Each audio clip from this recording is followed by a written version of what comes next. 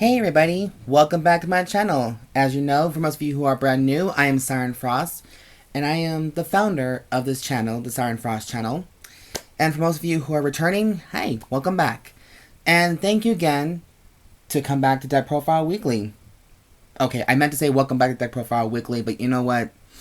It is what it is. And after Thanksgiving, I think my brain's been on the tequila too much. But I do have some good news for you guys. Some great news. I know it took me a little while. Hell, I almost spent a lot of money on getting some certain cards, but I finally got them all within a trade. So, long story short, I'm able to do this because a friend of mine recently quit Vanguard. It broke my heart a little bit. It's sad because he was like the only person who was on my level that I can compete more. I can put towards my edge a bit. But sadly, he had other plans in life, which is not a bad thing, you know. But he wants to focus on his life more, so he gave me all his trades, even though I'm still missing some cards from certain, nations and stuff. But it is what it is, they're cheap. I can probably easily get them, no problem. But in this Deck Profile Weekly video, we're going to be doing 2 new ride lines that I've been promising you guys for a while, and I finally got my hands on them. Finally! So, in this video, we're going to be doing Nirvana Jheva. This is the version 2 Nirvana deck owned by YuYu Kondo. So, I guess you guys know, if you guys saw the episode where YuYu versus Reiyu, Reiyu basically destroyed YuYu from his very first deck. Now, I'm not saying to get rid of the deck because, this one's better. I'm saying everyone has their opinion about which Nirvana that they want to go with. But this one now focuses more on XOverDress. I almost said cross-dress, which is like, wouldn't be quite surprised. Wouldn't be my channel if I fucked up on something, right? So, in this deck here, it's all different. It's all brand new to me. And I'm still working on the kinks here and there. But I think I might have found a recipe that I might actually like. So, with that being said, the XOverDress, I guess it has some equips to him. Like, it kind of reminds me of equipped spell cards here and there. But I think everyone might have just a different opinion about this, per se. When I was at the shop tournament, which I didn't realize I was going to enter the shop tournament, which, shocking me, I know. Someone was playing this, saying that Nirvana Jheva is just 100% trash. It's just not a good deck to play. It's just not worth the mention. It's not worth the money. It's just a waste of time. But I severely doubt it. I don't know. But I might be wrong about this. Because every deck is different based on the style that the opponent or the person chose. So, with that being said, I'm going to let you guys review this deck. Because I had to make some kinks here and there myself personally. And tweak it out more. Because, I feel like it's just the best option for me to try. So, let's get into the video. Starting with the ride line. The new ride line. So, instead of we're getting Sunrise Egg, we got Surprise Egg for our grade 0. So I think what happens, after YuYu lost at the hands of Reiyu and Skyfall Arms, he took a big, long, hard resolve, and a long thought process. But in Resolve, he finally got the cards that actually gained new powers based on the new Phoenix Dragon. So Nirvana basically got a new blessing and became more feminine-like. So I'm guessing that Nirvana is actually a female type of unit.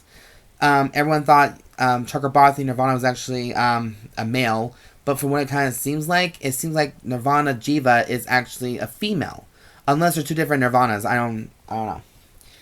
But yeah, there's Sunrise Egg. For grade 1, we have Heart-Pounding Blaze Maiden Rino. What this card does, when this unit is rode upon by Snuggling Maiden Reiyu, search your deck for up to 1 Trickstar and call to rear guard and shuffle your deck. So, I guess you can say it does, it has its own line as well. So, the original Rino and this Rino actually may have shared the same effect. Same as Reiyu, but with a different kind of skink effect. But yeah. The next one is Snuggling Blaze Maiden Reiyu. When this unit is rode up to a pawn by Chakrabarthi, Phoenix Dragon, Nirvana Jheva, look at the top 7 cards of your deck, choose up to 1 Prayer Dragon from among them, reveal it, and put it into your hand, and then shuffle your deck. So instead of saying Vairina, because the Vairina is technically just non-existent in this series anymore. Basically, she now searches for a prayer dragon to take its place. Pretty much. And for the rest of the effect is, during your turn, if you have a prayer dragon unit this in the same column as this unit unit gains 5,000 power.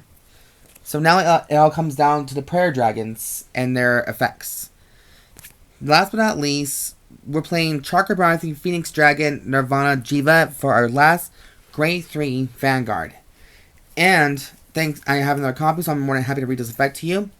On her effect is, active 1 turn for an active skill, discard 1 card from your hand, choose up to 1 Trickstar and up to 1 Prayer Dragon from your drop zone and call them to rear guard.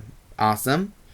When this unit attacks, counterblast 1, choose one of your rear guards with the XOverDress state and stand it. So that's why you attack with the rear guard now. The rear guard Vairina.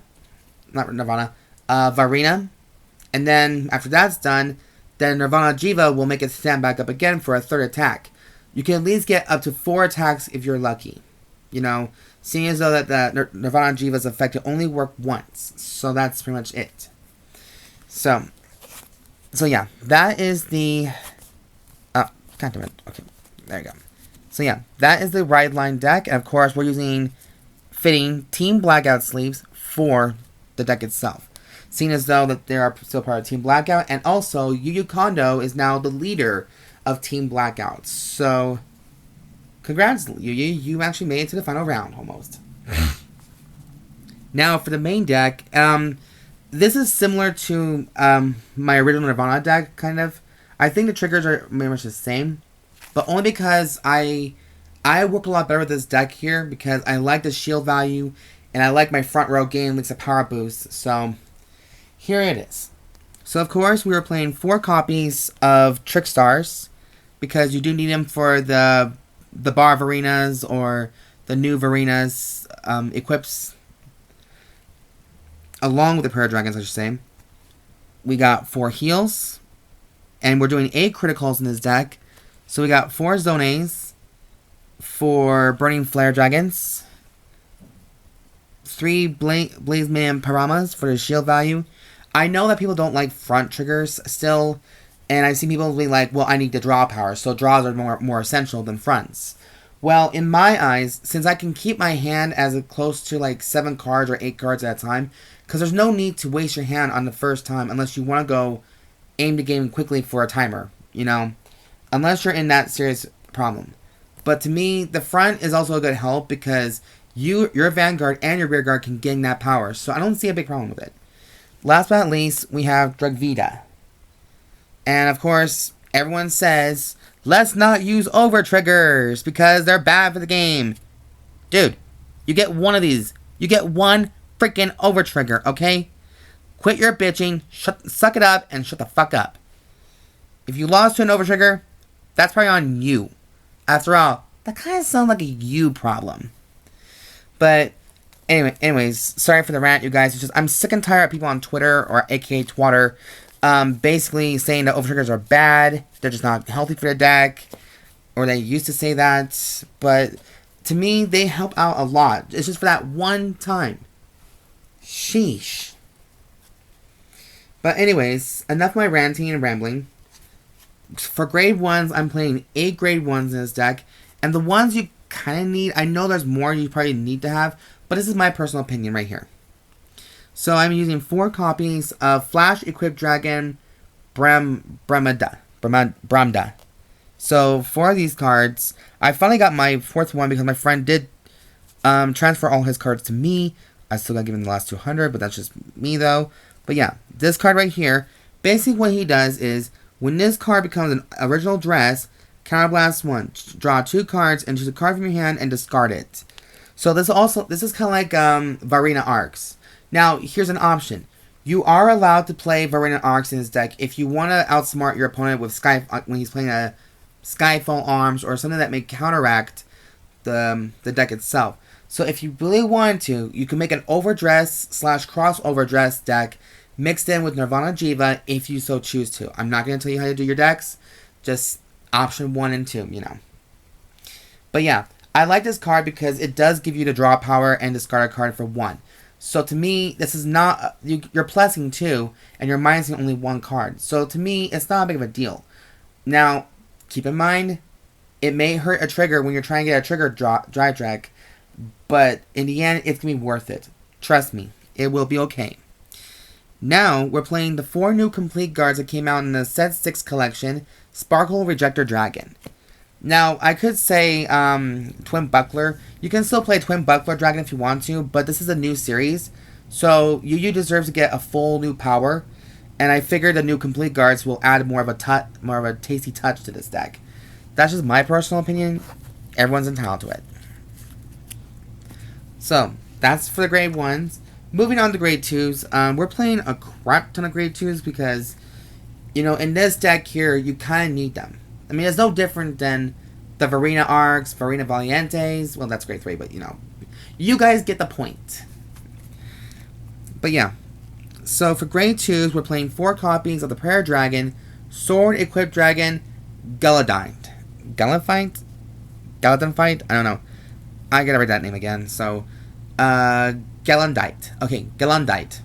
Okay, let's say Galondight. I'll say that.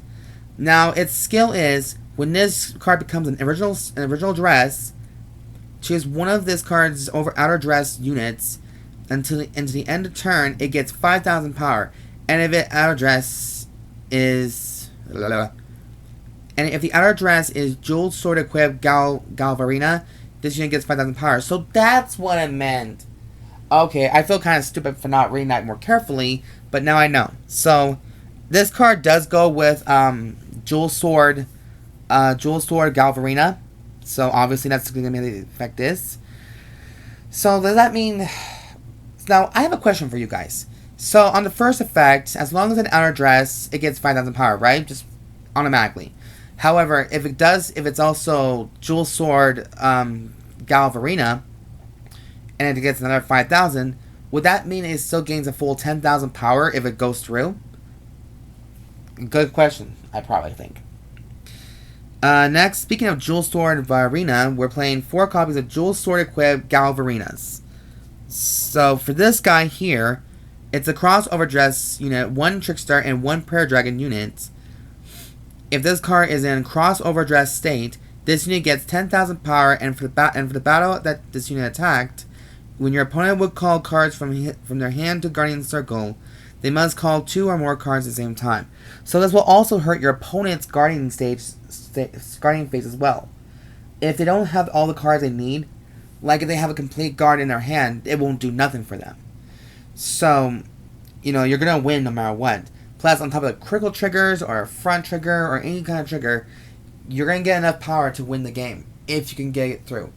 Now, me trying to be the most smart one, it's not that easy. Trust me. Last but not least, I'm playing 4 copies of Sturdy Wall-Equipped Vairina. It sounds like Swedish to me, but yeah. This is a generic one, because it goes with any of the Prayer Dragons, so it does not specify on which one. So when this unit is placed on rearguard by CrossOverDress, choose a card from your drop zone with a CrossOverDress ability other than Sturdy Wall-Equipped Vairina and put it into your hand. Good. Now it has a rearguard and Guardian Circle ability.